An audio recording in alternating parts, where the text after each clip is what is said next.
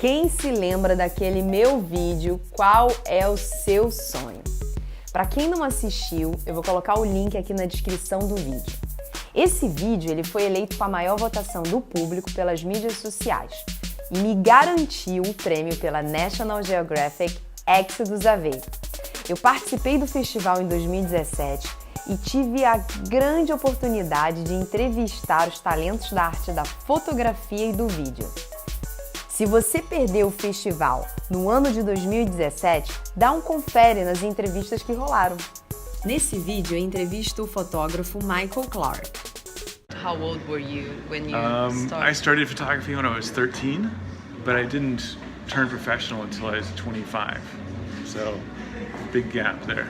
Yeah. So I was just playing around when I was 14 and 15, learning a lot as much as I could, but later on in life I started a career. What kind of sports you like to photo shoot? I started as a climber, so I'm an ice climber, I'm a rock climber. I've done all kinds of, I've kayaked, I ride bikes, I do a wide variety of sports, a skier. Climbing is still close to my heart, it's one of my favorite sports, mostly ice climbing, like this image.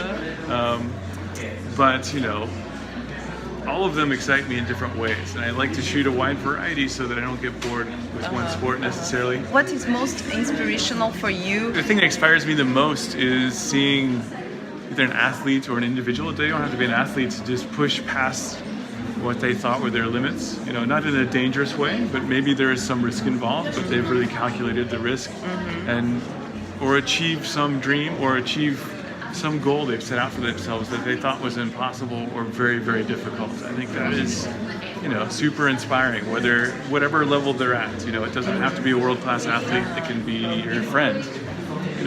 That really inspires me in trying to tell that story in a way that's meaningful for them and also impacts the viewer of the image or the video, whatever it may be.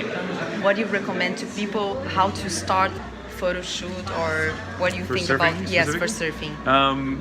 It can be tricky because you need a lot of gear for surfing. I mean, you need a big lens that can reach out. If you're going to stand on the beach, there's only a couple different ways to shoot surfing: on the beach, on a boat, or a jet ski, or swimming in the water.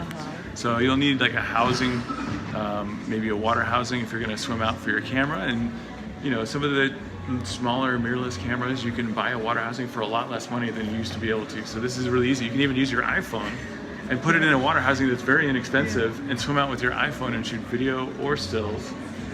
Or you can, purchase a relatively inexpensive lens or a very expensive lens to shoot from the beach.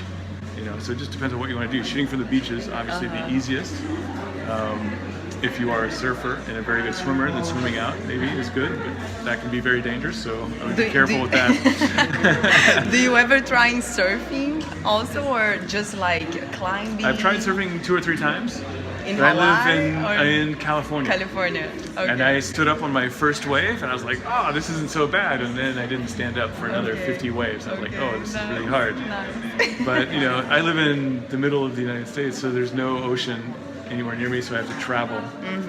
Nice. Okay, thank you so much. Thank you. Thank you so much. Thank you for coming.